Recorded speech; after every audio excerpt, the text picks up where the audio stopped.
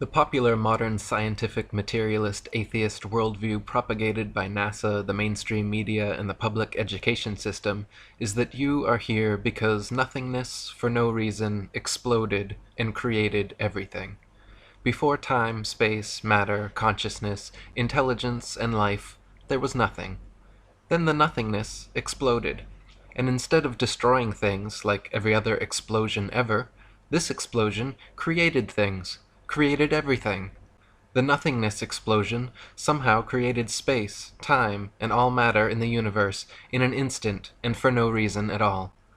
Then all of the creationary explosive debris flying outward at over 670 million miles per hour for 14 billion years culminated to create you. Yes, first some of the more gaseous nothing came together, forming suns and stars. Then solid pieces of the nothing came together, forming planets and moons. Then the nothing turned hydrogen and oxygen came together, forming water on the nothing planet Earth, out of which single-celled living organisms magically appeared, got to work dividing and multiplying into multi-celled conscious organisms, which multiplied and divided and mutated into various forms of sea life, which adapted and evolved and crawled onto land, replacing gills with lungs, lost tails, grew opposable thumbs, and started grasping at straws like this ridiculous nihilistic notion of Big Bang evolution. This anti-God materialist theory of evolution has been staunchly protected by the infallibility of science for over 150 years, but in actual fact, just as science has failed to find one true, valid proof that Earth is a ball spinning around the sun, scientists have failed to discover a single piece of evidence that the material world is a product of blind chance evolution. Furthermore, Big Bang evolution actually requires and presupposes many other claims which have already been proven false in previous chapters, such as the plurality of worlds, Newton's theory of gravity, Einstein's theory of relativity, stars being distant suns, and Earth being a planet, not a plane. Harun Yahya wrote, "Evolutionary theory claims that life started with the cell that formed by chance. According to this scenario, 4 billion years ago, various lifeless chemical compounds underwent a reaction in the primordial atmosphere on the Earth, in which the effects of thunderbolts and atmospheric pressure led to the formation of the first living cell. The first thing that must be said is that the claim that inanimate materials can come together to form life is an unscientific one that has not been verified by any experiment or observation. Life is only generated from life. Each living cell is formed by the replication of another cell. No one in the world has ever succeeded in forming a living cell by bringing inanimate materials together, not even in the most advanced laboratories. The theory of evolution faces no greater crisis than on the point of explaining the emergence of life. The reason is that organic molecules are so complex that their formation cannot possibly be explained as being coincidental, and it is manifestly impossible for an organic cell to have been formed by chance. How could all the interconnected and compartmentalized components, the cell wall, the cell membrane, the mitochondria, proteins, DNA, RNA, ribosomes, lysosomes, cytoplasm, vacuoles, nucleus, and other cell parts magically come together and create conscious, intelligent life from unconscious, dead matter? Just making one average-sized protein molecule is already composed of 288 amino acids of 12 varying types, which can be combined to 10 to the 300th power different ways. Of all those possibilities, only one forms the desired protein molecule, and there are over 600 types of proteins combined in the smallest bacterias ever discovered.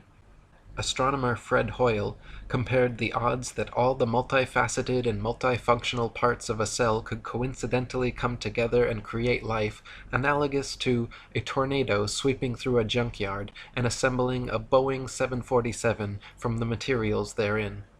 Hoyle wrote that if there were a basic principle of matter which somehow drove organic systems toward life, its existence should easily be demonstrable in the laboratory.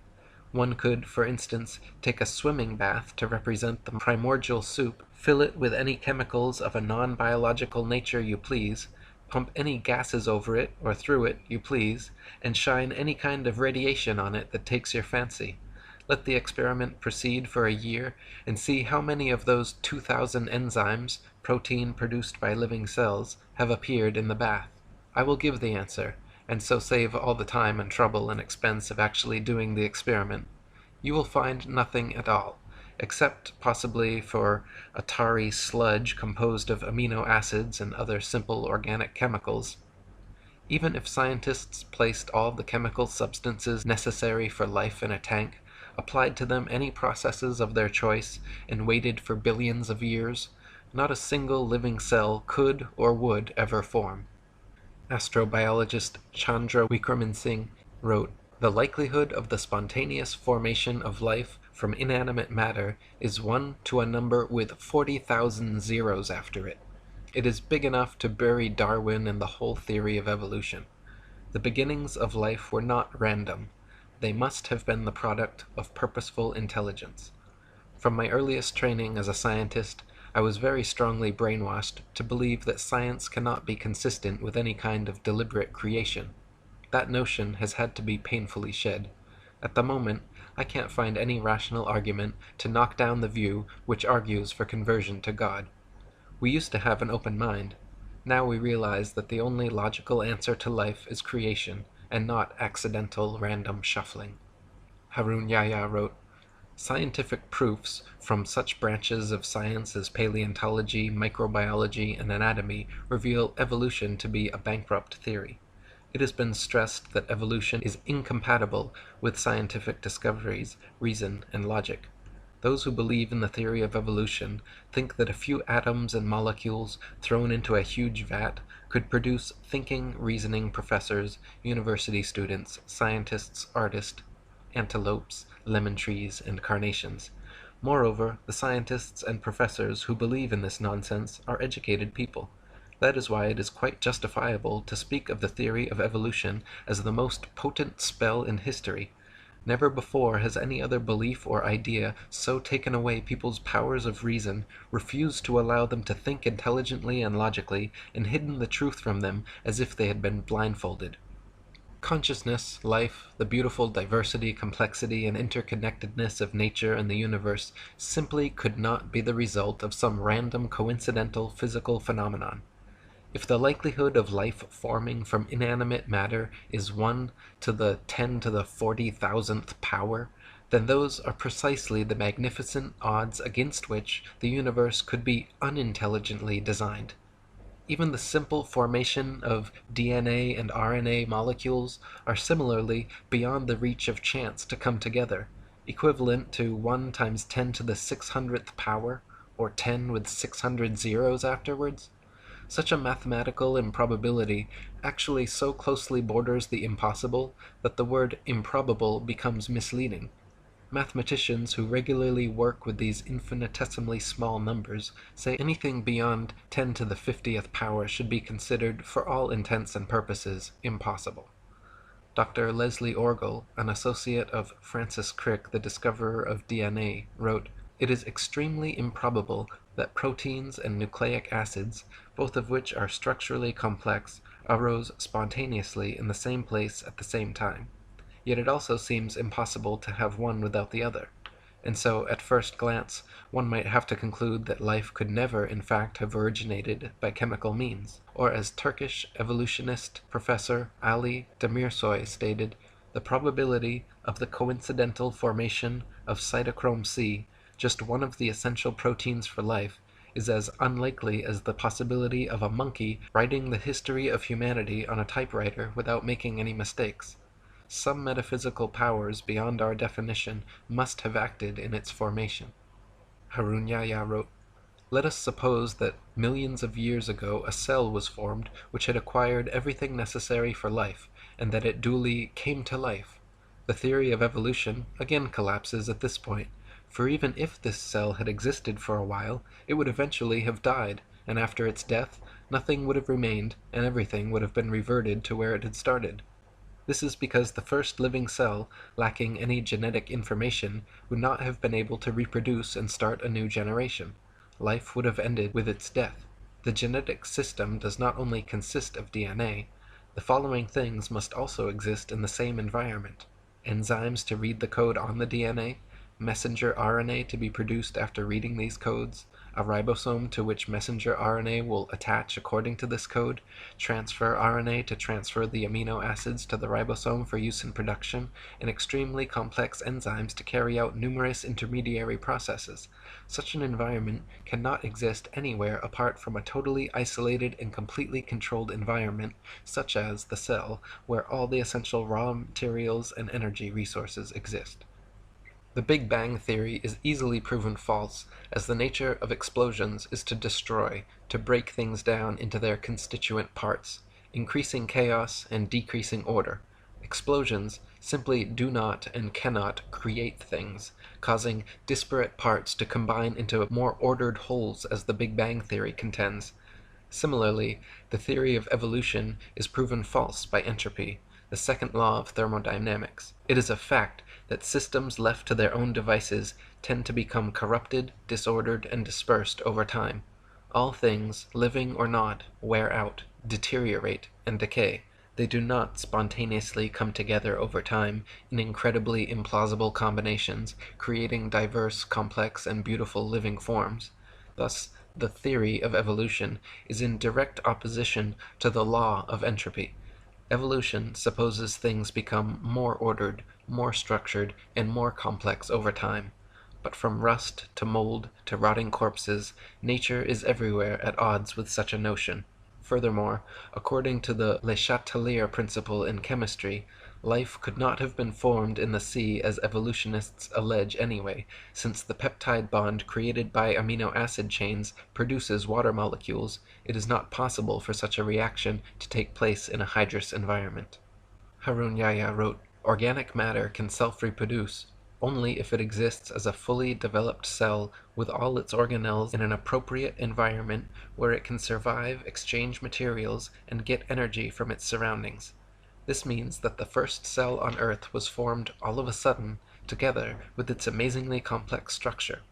What would you think if you went out hiking in the depth of a thick forest and ran across a brand new car among the trees?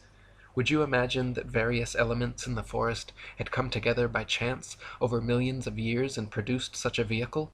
All the parts in the car are made of products such as iron, copper, and rubber, the raw ingredients for which are all found on the earth. But would this fact lead you to think that these materials had synthesized by chance and then come together and manufactured such a car? There is no doubt that anyone with a sound mind would realize that the car was a product of an intelligent design, in other words, a factory, and wonder what it was doing there in the middle of the forest. The sudden emergence of a complex structure in a complete form, quite out of the blue, shows that this is the work of an intelligent agent. An extraordinarily complex system like the cell is no doubt created by a superior will and wisdom. In other words, it came into existence as a creation of God. Many facets of nature are far too complex, specialized, and perfect to have arisen simply due to blind chance changes over time.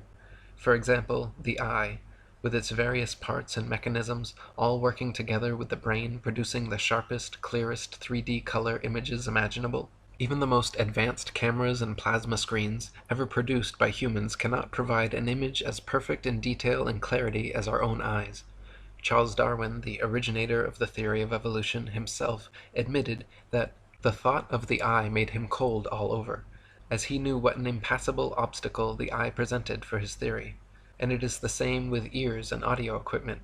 For over a century, many thousands of researchers, scientists, and engineers have been working in factories across the world trying to produce sharper, clearer audio and video playing and recording devices, never coming close to the capabilities and perfection of the human ear and eye.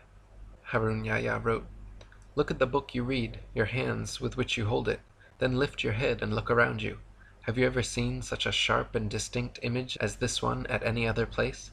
Even the most developed television screen produced by the greatest television producer in the world cannot provide such a sharp image for you. This is a three-dimensional, colored, and extremely sharp image.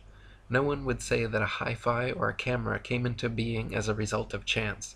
So how can it be claimed that the technologies that exist in the human body, which are superior even to these, could have come into being as a result of a chain of coincidences called evolution?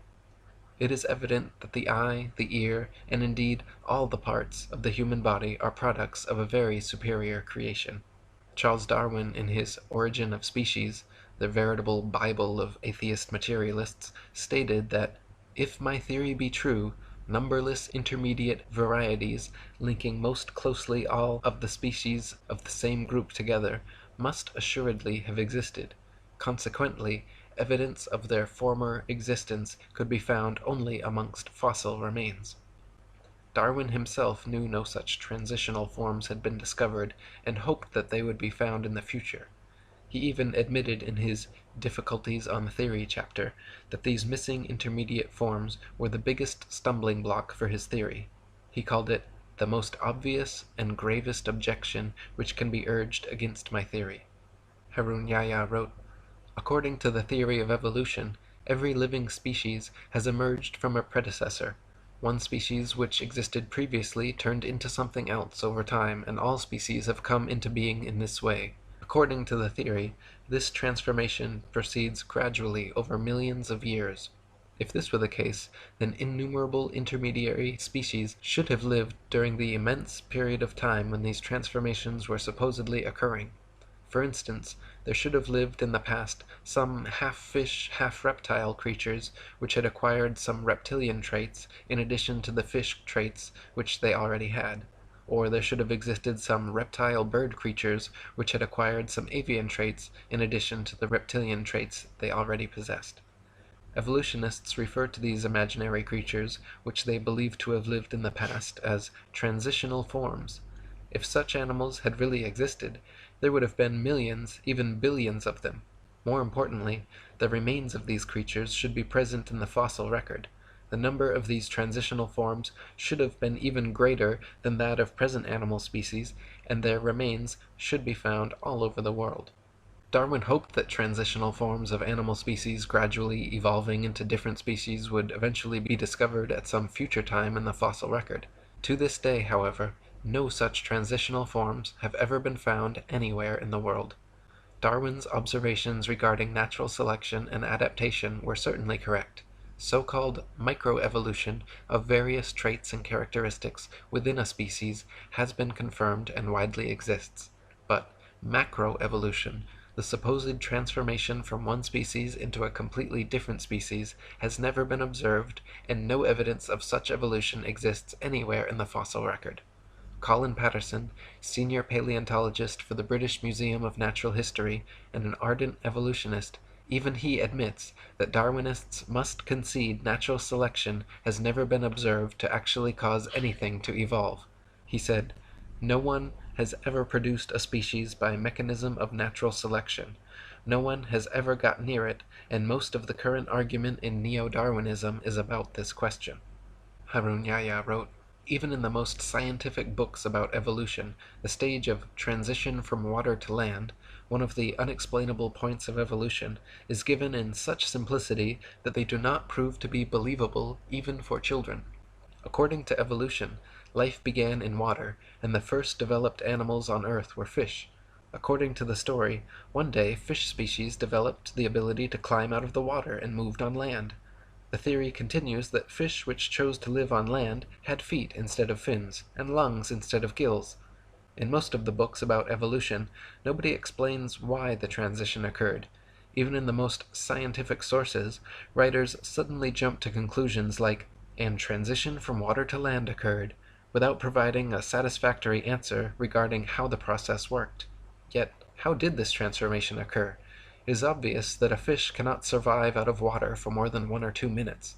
If we assume that a drought really existed, as claimed by evolutionists, and fish were for some reason drawn to lands, then what would happen to fish even if this process lasts for 10 millions of years? The answer is straight. Fish leaving the water would inevitably die in a few moments. Even if this process lasted for 10 million years, the answer would still be the same. All fish would die one by one. Nobody would dare say, 'Maybe after 4 million years Some of the fish suddenly acquired lungs while they were trying to survive. This would no doubt be an illogical assertion. However, that is exactly what evolutionists claim. The theory of evolution supposes that life somehow originated and evolved in the sea until somehow something that had theretofore lived only underwater grew lungs and feet and started living on land. Darwinists claim fish, creatures living only underwater, turned into amphibians, creatures living on both land and water, and then amphibians evolved into reptiles, creatures living only on land. Then they propose some reptiles evolved wings and became birds, while other reptiles evolved and became mammals. None of these transitional forms have ever been found, however, nor could they realistically exist either. For example, amphibian eggs develop only in water, whereas amniotic eggs develop only on land, so some sort of gradual step-by-step evolution scenario is impossible, since without perfect, complete eggs, a species cannot survive. Reptiles, allegedly evolving into mammals, is another example of evolutionist wishful thinking.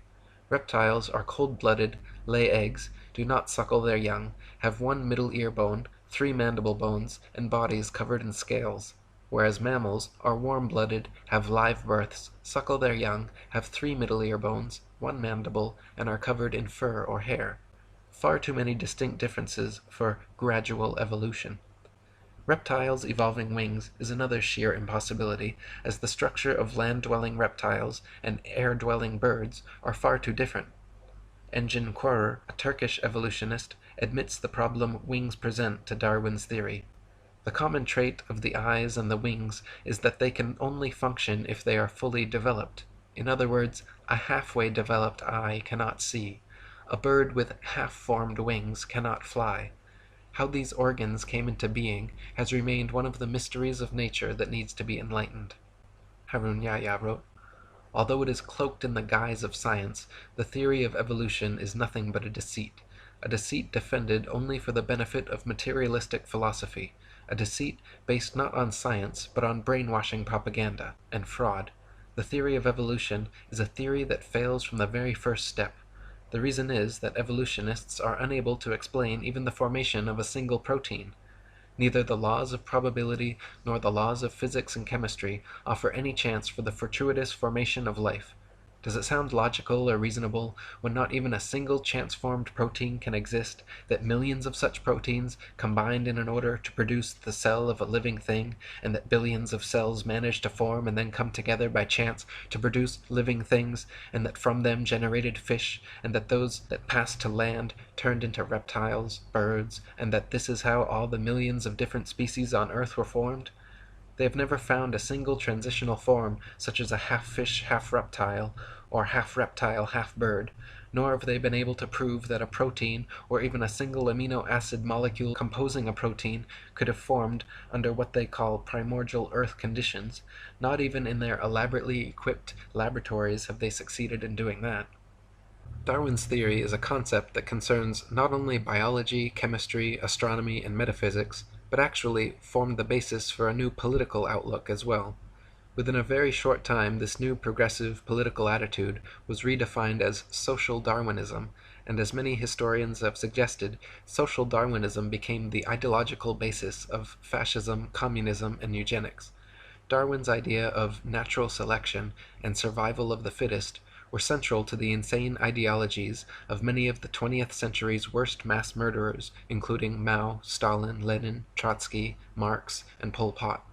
Charles Darwin himself was a blatant racist who elucidated in his book The Descent of Man how blacks and aborigines, due to their inferiority to Caucasians, would be done away with by the civilized races in time. Freemasonic records state that Charles Darwin's grandfather, Erasmus Darwin, was a philosopher, scientist, and physician who advanced ideas on evolution back in the 18th century. Before coming to Derby in 1788, Dr. Darwin had been made a Mason in the famous time-immemorial lodge of Canongate Kilwinning No. 2 of Scotland.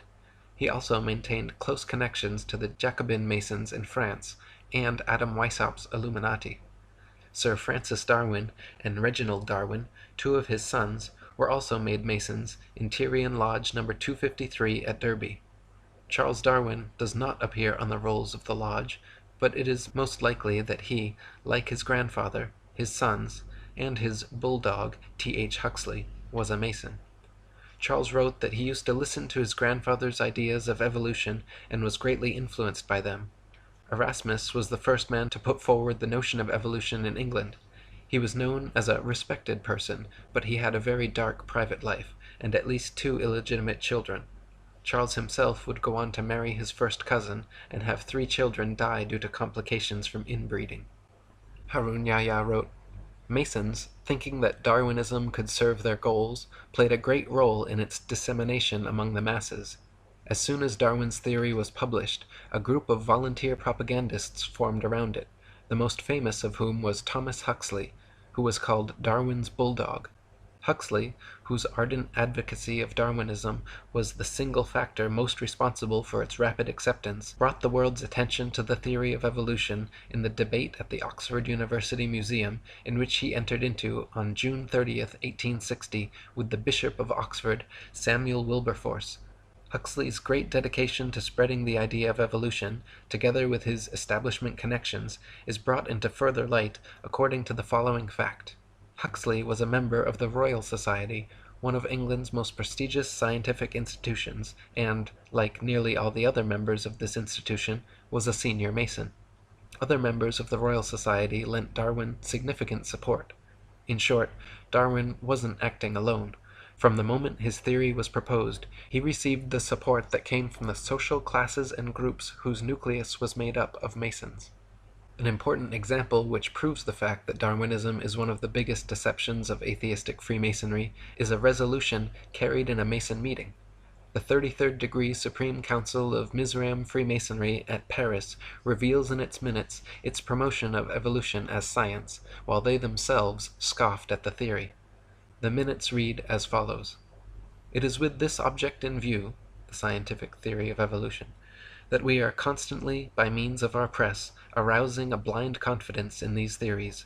The intellectuals will puff themselves up with their knowledge, and without any logical verification of them, will put into effect all the information available from science, which our agentur specialists have cunningly pieced together for the purpose of educating their minds in the direction we want. Do not suppose for a moment that these statements are empty words.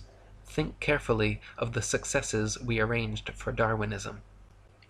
Atheistic Freemasonry in the United States has picked up the resolution of Mizraim before long. New Age magazine in its March 1922 issue stated that the kingdom of atheistic Freemasonry will be established by evolution and the development of man himself. As seen above, the false scientific image of evolution is a deception set in the 33rd degree atheist Masonic lodges. Atheist Masons openly admit that they will use the scientists and media which are under their control to present this deception as scientific, which even they find funny. The Mimar Sinan journal, published by the Turkish Great Freemasonry Lodge, has openly discussed their mission to use Darwinism to overthrow religion and belief in God. One article mentioned, Today, the only valid scientific theory accepted both by most civilized countries and underdeveloped ones remains to be Darwinism. However, neither the Church nor other religions have collapsed yet. The legend of Adam and Eve is still being taught as religious teaching in holy books. In other words, it seems that one of the main goals of modern Masons, besides convincing people of the Ball Earth and Big Bang, is to abolish creationism and replace it with their godless myth of blind chance evolution. Just like Copernicus never claimed to have any new or special evidence for his heliocentric theory, Darwin never claimed to have any verifiable scientific evidence proving his evolution theory. Yet here we are 150 years later, no closer to a proof of either, but with the vast majority of indoctrinated sheeple convinced they are monkey men hanging from a spinning ball. Harun Yahya wrote, When we look at the Western media carefully, we frequently come across news dwelling on the theory of evolution. Leading media organizations and well-known and respectable magazines periodically bring this subject up. When their approach is examined, one gets the impression that this theory is an absolutely proven fact, leaving no room for discussion. Ordinary people reading this kind of news naturally start to think that the theory of evolution is a fact, as certain as any law of mathematics. They print headlines in big fonts. According to Time magazine, a new fossil that completes the gap in the fossil chain has been found. or nature indicates that scientists have shed light on the final issues of evolutionary theory.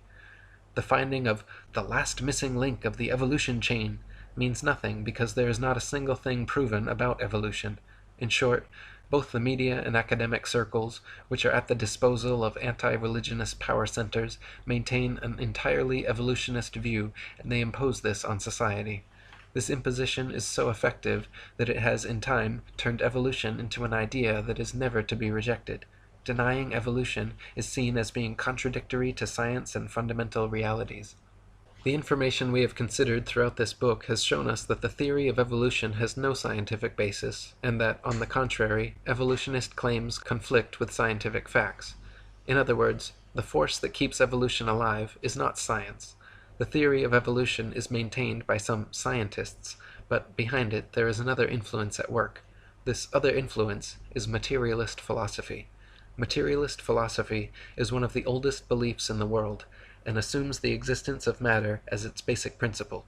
According to this view, matter has always existed, and everything that exists consists of matter. This makes belief in a creator impossible, of course, because if matter has always existed, and if everything consists of matter, then there can be no supermaterial creator who created it. The fact of the matter is, evolution is, was, and always has been a foregone conclusion by people looking for any answer other than God. When you metaphysically exclude the existence of an intelligent, creative consciousness behind the creation of the material world, the only answer left is random happenstance. Everything must be the result of coincidence, chance, and circumstance once you have excluded the possibility of a supreme intelligent creator. But no matter how diligently it is denied, the truth remains. You simply are not some cosmic accident, not the result of random happenstance, chance, or coincidence. Your eyes, your ears, your feelings, your life and consciousness are all the result of the most supremely intelligent design. My previous book, Spiritual Science, is a 284-page refutation of materialist science and philosophy, which proves far beyond any reasonable doubt that atheistic materialism is an invalid, untenable, destructive philosophy, and that consciousness and intelligence existed before and beyond all space, time, and matter. Malcolm Muggeridge, an atheist philosopher and supporter of evolution for 60 years, finally admitted before his death that I myself am convinced that the theory of evolution, especially the extent to which it's been applied, will be one of the great jokes in the history books in the future. Posterity will marvel that so very flimsy and dubious an hypothesis could be accepted with the incredible credulity that it has. Harun Yahya wrote, according to these professors, a number of simple chemical substances first came together and formed a protein, which is no more possible than a randomly scattered collection of letters coming together to form a poem. Then, other coincidences led to the emergence of other proteins. These then also combined by chance in an organized manner, not just proteins, but DNA, RNA, enzymes, hormones, and cell organelles, all of which are very complex structures within the cell, coincidentally happen to emerge and come together. As a result of these billions of coincidences, the first cell came into being. If you put a carved stone or wooden idol in front of these people and told them, look, this idol created this room and everything in it, they would say that was utterly stupid and refuse to believe it. Yet, despite that, they declare the nonsense that the unconscious process known as chance gradually brought this world and all the billions of wonderful living things in it into being, to be the greatest scientific explanation. In short, these people regard chance as a god and claim that it is intelligent, conscious, and powerful enough to create living things and all the sensitive balances in the universe. One of the first frauds in the history of Darwinism, known as recapitulation theory and heralded as undeniable proof of evolution, was an idea proposed and propagated by a racist eugenicist professor named Ernest Haeckel in the late 19th century. A contemporary and friend of Charles Darwin, and Thomas Bulldog Huxley, Haeckel postulated that human and other animal embryos experience a miniature form of the entire evolutionary impulse during their development in the womb, displaying first characteristics of fish, then reptile, and lastly mammalian or human. It has long been eliminated from scientific literature, but many people and popular sources still unknowingly quote and believe in Haeckel's fraudulent work. Several popular magazines and school textbooks, as recently as the 1990s, over a century after being exposed, were still publishing Haeckel's hoaxed pictures and recapitulation theory as science fact. Harun Yahya wrote, "It has since been proven that this theory is completely bogus. It is now known that the gills that supposedly appear in the early stages of the human embryo are in fact the initial phases of the middle ear canal, parathyroid, and thymus. The part of the embryo which was likened to the egg yolk pouch turns out to be a pouch that produces blood for the infant. The part that had been identified as a tail by Haeckel and his followers is in fact the backbone, which resembles a tail only because it takes shape before the legs do." Another interesting aspect of recapitulation was Ernest Haeckel himself, a faker who falsified his drawings in order to support the theory he advanced. Haeckel's forgeries purported to show that fish and human embryos resembled one another. When he was caught out, the only defense he offered was that other evolutionists had also committed similar offenses.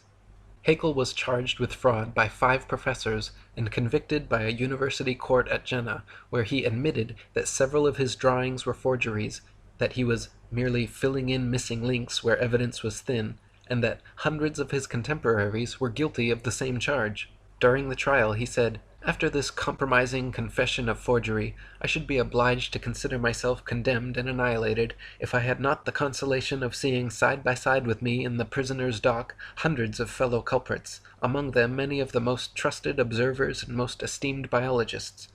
The great majority of all the diagrams in the best biological textbooks, treatises, and journals would incur in the same degree the charge of forgery, for all of them are inexact and are more or less doctored, schematized, and constructed."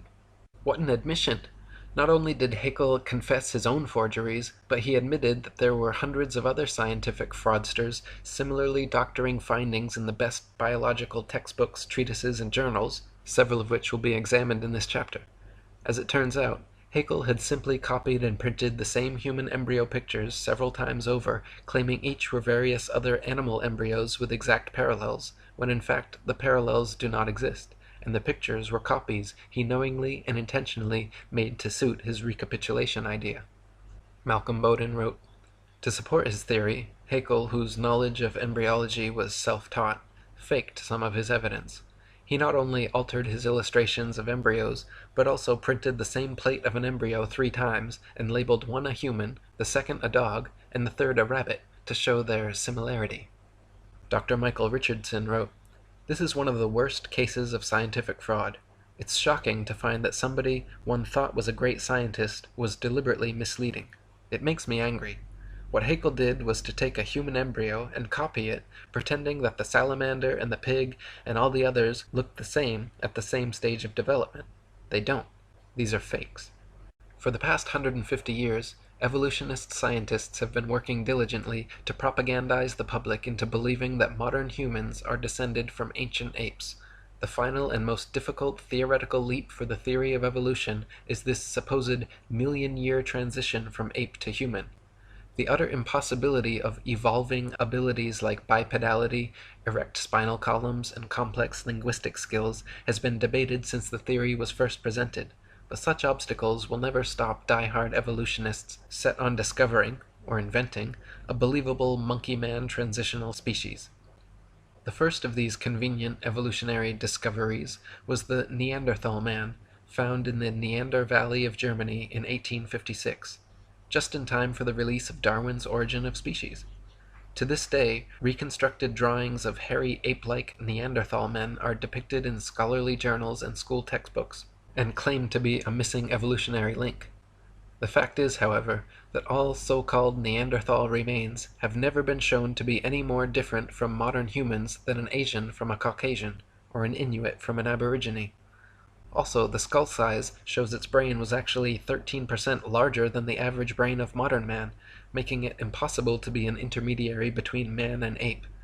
Even Time magazine in 1971 proclaimed the primitiveness of Neanderthal to be unwarranted, that he could walk the street today unrecognized.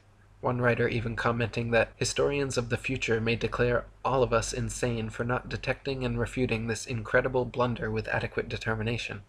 One of the main proponents pushing Neanderthal man as an authentic species nowadays is Rainer Prosch, a German professor who dated the fossils at 36,000 years old, allowing them to fit perfectly in the evolutionist timeline. In 2005, however, Prosch was forced to retire in disgrace by a panel of Frankfurt University heads who determined he had fabricated data and plagiarized the work of his colleagues over the past 30 years. The once renowned carbon dating expert has presently been completely ostracized from the scientific community. It has since been determined that all Neanderthal skeletal remains are no more than a few thousand years old, some only a few hundred.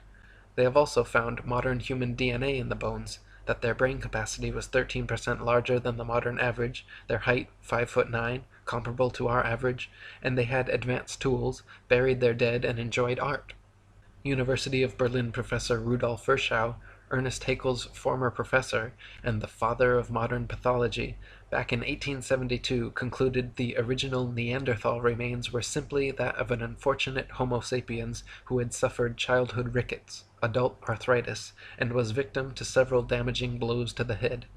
Eric Trinkaus, a paleoanthropologist from New Mexico University, concluded his examination stating, "Detailed comparisons of Neanderthal skeletal remains with those of modern human have shown that there is nothing in Neanderthal anatomy that conclusively indicates locomotor, manipulative, intellectual, or linguistic abilities inferior to those of modern humans." In 1891, the next ape-man discovery was found in Java, Indonesia, by Eugene Dubois, who coincidentally happened to be a student and apprentice of evolutionist hoaxer Ernest Haeckel. Dubois found a skull cap, a leg bone, a jaw fragment, and 3 teeth, from which he reconstructed the ape-like Java man. Within 10 years of its discovery, Java man was the main subject of over 80 evolution books and articles. It was given the scientific name of Anthropopithecus erectus, and later changed to Pithecanthropus erectus, and finally Homo erectus, undoubtedly for super-official pseudoscientific reasons. Hank Hanegraaff wrote, "Java man was discovered by a Dutchman. I'm a little embarrassed by that because I'm a Dutchman myself. His name was Eugene Dubois.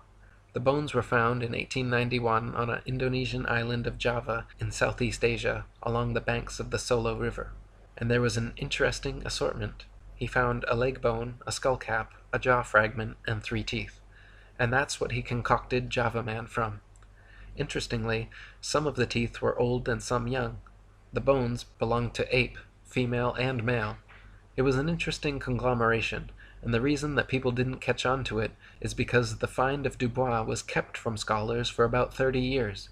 He also withheld the discovery of modern human remains, which were found in the same stratum as Java man.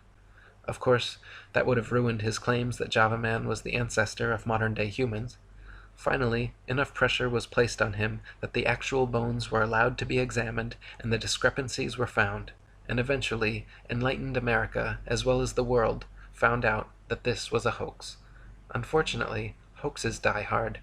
Recently, Time magazine ran a cover story entitled "How Man Became Man," and starts off ridiculing Christians and creationists, then goes on to present Java man as though it were a fact. Java man's teeth were found to be of different ages, and the bones a mixture of human and ape, with a giant gibbon skull. Rudolf Virchow, Haeckel's own professor and the foremost pathology expert of his time, stated, "In my opinion, this creature was an animal, a giant gibbon in fact, and the thigh bone has not the slightest connection with the skull." He and many others have concluded the thigh bone is quite clearly human, while the skull cap and teeth belong to a primate. In 1912, a doctor and paleoanthropologist named Charles Dawson claimed to have found a jawbone and cranial fragment of an ape-man transitional form in a pit in Piltdown, England. It was alleged to be 500,000 years old, and was displayed as absolute proof of human evolution in museums across the world. For the next 40 years, scores of scientific articles, artist reconstructions, and over 500 doctoral theses were written about Piltdown Man. Objections and criticisms were raised immediately by contemporaries like Arthur Keith, but managed to be mitigated by Dawson until 1953, when tests proved conclusively that the Piltdown skull was actually human and only a few hundred years old, while the lower protruding jaw was from a recently deceased orangutan. Investigators found that Dawson had artificially worn down the orangutan jaw, and that the primitive tools discovered alongside the fossils were imitations Dawson had sharpened with steel implements. Dawson also filled the molar surfaces of the teeth to more resemble those of man, and stained all the fossils with potassium dichromate to give them an antiquated appearance. The stains quickly disappeared when dipped in acid, however. Wilfrid LaGraw-Clark, a member of Joseph Weiner's team who uncovered the forgery, stated that the evidences of artificial abrasion immediately sprang to the eye. Indeed, so obvious did they seem, that it may well be asked, how was it that they had escaped notice before? Within days, Piltdown Man was removed from the British Museum, where it had been on display for 4 decades. Since conclusively being proven a hoax in 1953, many of Dawson's other paleontological finds have also proven to be fakes or planted. In 2003, Dr. Miles Russell of Bournemouth University published the results of an investigation into Dawson's antiquarian collection, concluding that at least 38 specimens were clear fakes, noting that Dawson's entire academic career appears to have been built upon deceit, sleight of hand, fraud, and deception, the ultimate gain being international recognition. The next fraudulent attempt at creating and propagating a supposed ape-man transitional form was carried out in 1922 by Henry Fairfield Osborn, co-founder of the American Eugenics Society, president of the White Supremacist Pioneer Fund, and director of the American Museum of Natural History. Osborn declared that he had been sent an anomalous tooth found in Snakebrook, Nebraska, which had characteristics of both ape and man. He determined that it came from the Pliocene period of ancient history, and affectionately labeled the tooth's owner Nebraska Man. Harun Yahya wrote, Nebraska Man was immediately given a scientific name, Hesperopithecus haroldkukei. Many authorities gave Osborn their support. Based on this single tooth, reconstructions of the Nebraska Man's head and body were drawn.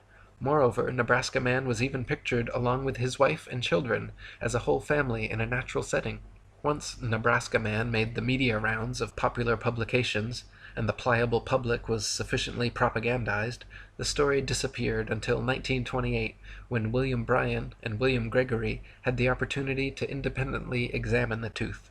Their investigations both conclusively found that the tooth did not belong to a man or ape, but was actually from an extinct species of wild American pig called Prestonops.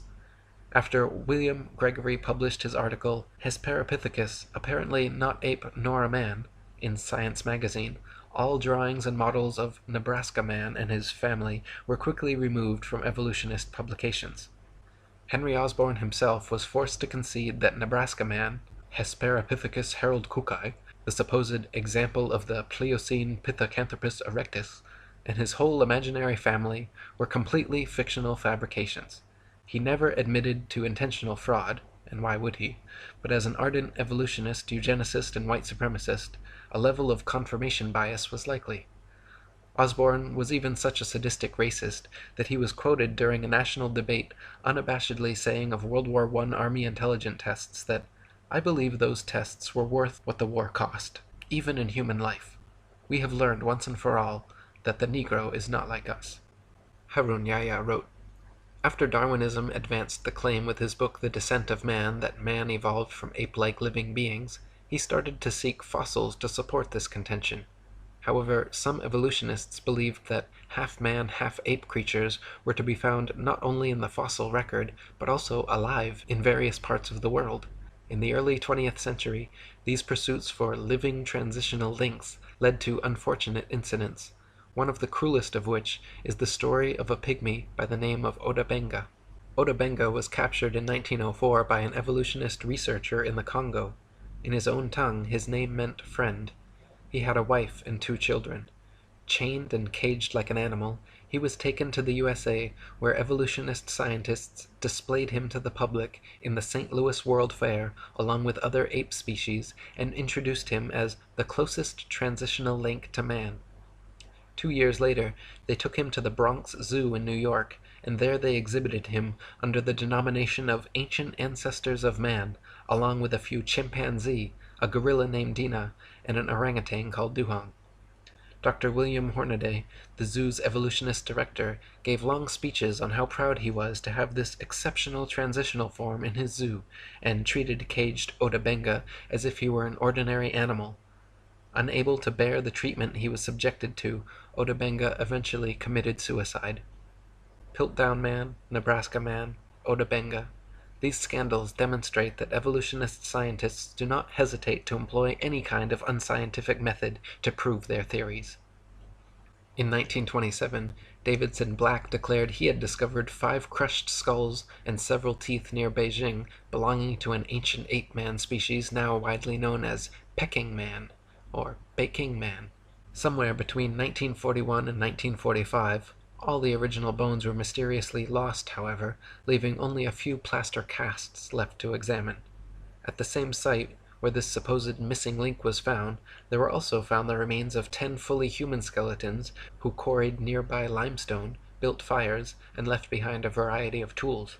Many scientists now believe the tools were used on Peking Man rather than by them. The back of the skulls were all bashed in, and in that part of the world, monkey brains are a delicacy, so it is likely that Peking Man were actually Peking apes, and they were man's meal, not man's ancient ancestor. In 1974, Donald Johanson discovered Lucy, a 3-foot-tall, supposedly 3 million-year-old Australopithecine in Ethiopia. Widely publicized as our oldest direct human ancestor, Lucy made the usual rounds of scientific magazine journals and school textbooks. Don Johanson modestly claimed that Lucy was the most important find made by anyone in the history of the entire human race, and the media heralded him a hero. He was promoted from assistant professor to receiving his own Institute for Human Biology at Berkeley. During all this time, he never allowed scientists to examine Lucy's bones until 1982, 8 years later. Since then, and as more Australopithecine skeletons have been found and examined, however, many leading evolutionists agree that Lucy is simply an extinct type of ape, similar to modern pygmy chimpanzees, and nothing more. They may have walked slightly more upright than most apes, but were not bipedal or erect, could not talk, spent most of their time on trees, and walked on all fours.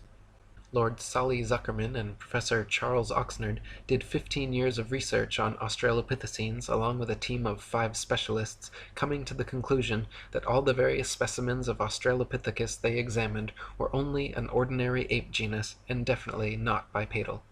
The French Science and Life magazine ran the cover story in May 1999, Goodbye Lucy, writing about how Lucy, the most famous fossil of Australopithecus, was not the root of the human race and needs to be removed from our supposed family tree.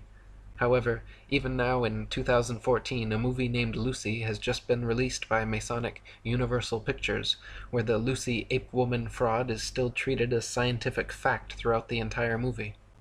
In 1982, a skull fragment found in the Spanish town of Ors was hailed to be the oldest fossilized human remain ever found in Eurasia. Ors Man was supposedly a 17-year-old ape-man who lived between 900,000 and 1,600,000 years ago, and was presented to the world with the usual reconstructed drawings showing a young, hairy man-ape teenager. In 1983, however, a team of scientists from France concluded that the skull fragment was actually from a 4-month-old donkey. A 3-day scientific symposium had been scheduled so experts could examine and discuss the bone, but was immediately cancelled after the French investigation. Embarrassed Spanish officials sent out 500 letters to the would-be attendees apologizing. After more conclusive tests, the Daily Telegraph on May 14, 1984 carried the headline, "Ass taken for man." Later in 1984, Kamoya Kimu, in a team led by paleoanthropologist Richard Leakey, discovered Turkana Boy at Neriakatom near Lake Turkana, Kenya. Turkana Boy was proclaimed to be a preteen boy from 1.5 to 1.6 million years ago and is now regarded as the most complete early human skeleton ever found. Much like Neanderthal man, however, Turkana Boy, or Neriakatomi Homo erectus, is no different from modern man.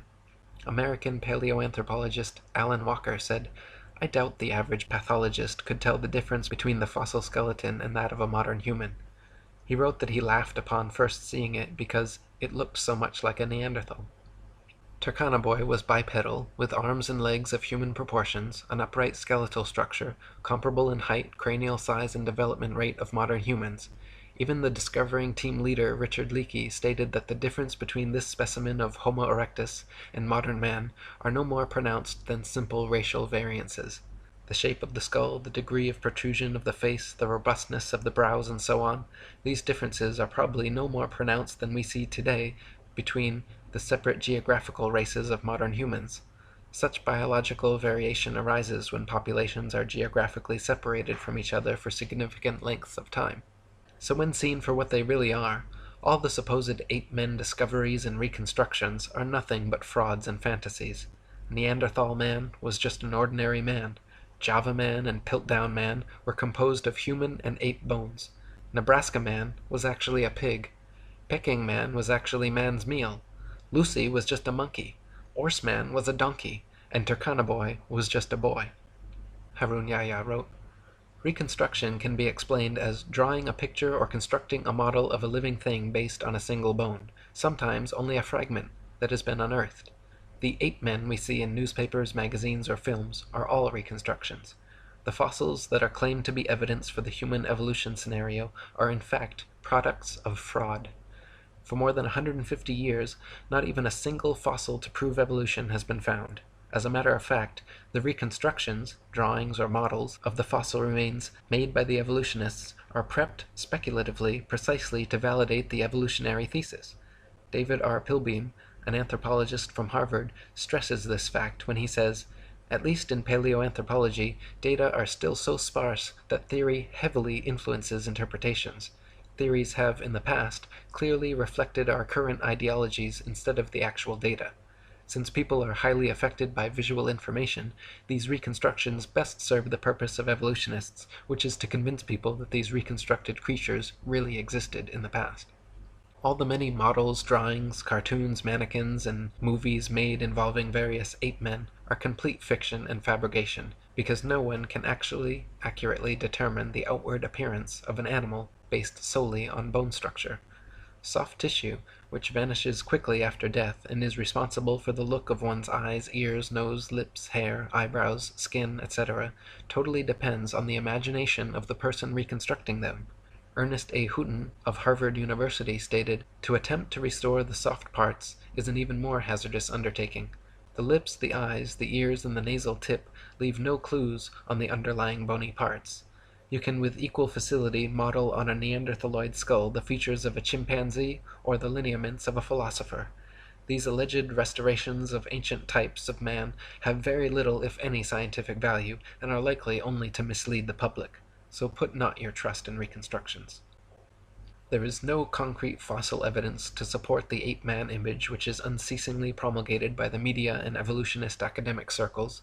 With brushes in their hands, evolutionists produce imaginary creatures. Nevertheless, the fact that these drawings correspond to no matching fossils constitutes a serious problem for them.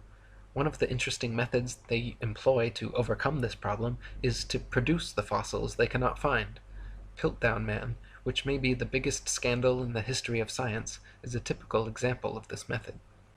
The current evolutionist ape-to-human transitional theory goes Australopithecus, Homo habilis, Homo erectus, Homo sapiens. Australopithecus, which means southern ape, has been proven to be nothing but an extinct ape which closely resembles many modern chimpanzees in height, arm and leg length, skull shape, teeth, mandibular structure, and many other details. Homo habilis, a hypothetical classification created in the 1960s by Turkana Boy team leader Richard Leakey, was what evolutionists deemed necessary to exist between Australopithecus and Homo erectus because the jump was far too drastic. There needed to be a species of ape-man with a larger cranial capacity that could walk upright and use tools. Serendipitously for his career, fossils unearthed in the late 1980s were deemed Homo habilis, and Leakey was regarded a scientific genius. That is, until his contemporaries Bernard Wood and C. Loring Brace determined the Homo habilis arms were too long, legs were too short, and skeletal structure too ape-like to be anything but an ape. Their fingers and toes were that of tree climbers, and their jaws and cranial capacities were comparable to modern apes. American anthropologist Holly Smith in 1994 concluded Homo habilis was not homo, or human at all, but simply an ape, just like Australopithecus. She stated that restricting analysis of fossils to specimens satisfying these criteria, patterns of dental development of Australopithecines and Homo habilis remain classified with African apes. Those of Homo erectus and Neanderthals are classified with humans. So Australopithecus and Homo habilis, the first two classifications, are both actually fully ape, while Homo erectus and Homo sapiens, the second two classifications, are in fact fully human and comparable to modern man, with variances no greater than the natural variances of race and genetics. So even after 150 years of discoveries, evolutionists are no closer to finding a true transitional species existing between ape and man, and no closer to proving their theory. Nor can they answer how apes could develop bipedality, human arm and leg length ratios, erect spinal columns, and complex linguistic skills. If humans evolved from apes, why do apes still exist? Why don't any of these supposed transitional forms still exist now, and where are true examples in the fossil record? See, they've got these links in the supposed evolutionary chain that they don't have fake answers for, so they've had to come up with them along the way. And so, they say that the Big Bang happened and everything came from nothing for no reason due to gravity, their God. And then all of this explosion, which, unlike most explosions which destroy things, this explosion created things. It created everything somehow out of nothing. So it's a creationary explosion. And then all this debris, which came out of nowhere and nothing. And now, what is this debris? What is it? Well, it's the lighter elements, I guess. Hydrogen, helium. Okay, whatever. And then somehow they become greater elements and bigger, heavier elements. And they start spinning around and they become these planetoids, lifeless. Oh, but then somehow water forms, the elements come together, and somehow with an intricate, meandering of these elements, consciousness and life and intelligence somehow comes into play. Oh, and now there's living organisms, and then somehow they reproduce. Oh, there was two of them, and they had sex somehow. They just simultaneously manifested, I guess, and now sexual reproduction started happening, and then the species started changing. And they had two males that reproduce. How is that?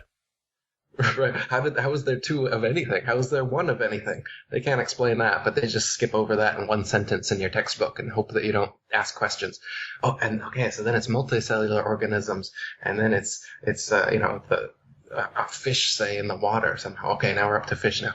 And then the fish somehow crawl up onto land, and they don't die like every fish you've ever seen that jumps out of the water. Somehow it lives. It transitions its gills into lungs. It mates. Somehow the offspring live, and then the offspring have magically mutated into air-breathing fish-like amphibians now. And then the amphibians turn into reptiles, and then we got to get them flying.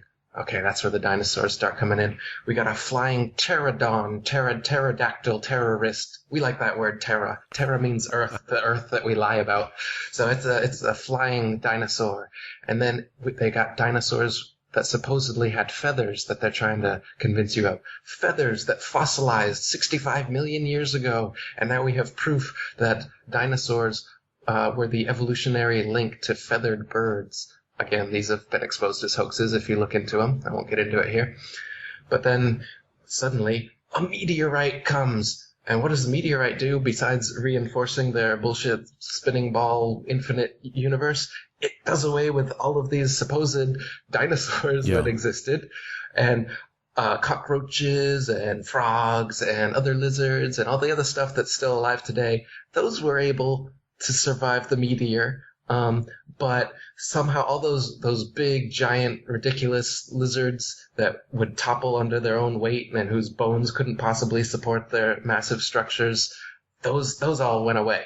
Except for some bones which paleontologists find, not normal people, not everyday people tripping over them for thousands and thousands of years, but just interested parties for the past 150 years, the first dinosaur bone discovered shortly after the idea of evolution was introduced.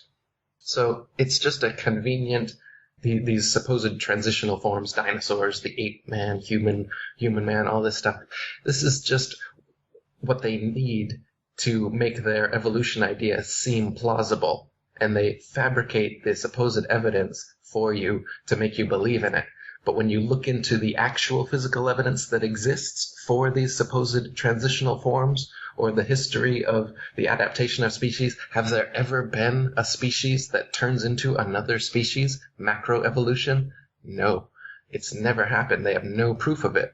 Microevolution, minor adaptations within species? Sure. But this is what they're trying to turn into macroevolution of everything that exists evolving from everything else that did exist, evolving from nothing and a big bang. So they get you to believe that the amazing connectivity, beauty, diversity of nature and the natural world, the intelligence, everything around you somehow came from nothing for no reason and out of an explosion that created it, and then it just like evolved for no reason to have consciousness, life, and intelligence and have all this order and beauty and diversity that we have just by coincidence. It's random. Yeah, it just happened. So what does this do? It's a nihilistic, atheistic cosmology that makes you a speck of dust. It makes God irrelevant. It makes him impossible. It makes you a purposeless, meaningless accident of an explosion that just happened to be now. So how would you live? How would you live your life when you believe that kind of cosmology? Well, it's all about me. Nothing really matters, so I might as well just have a good time, do what I want with my life, consume, which is exactly the way society is set up, and the way that the people who control society and who have fed you this myth for centuries anyway, that's what they want. And that's why you behave this way and think this way. And that's why you scoff at people that know that they were intelligently designed by an intelligent designer. That's why you scoff at people that know that we're on a flat, motionless Earth. And you laugh your hearty spinning ball Earth or laugh where you think that you know something because you've seen CGI pictures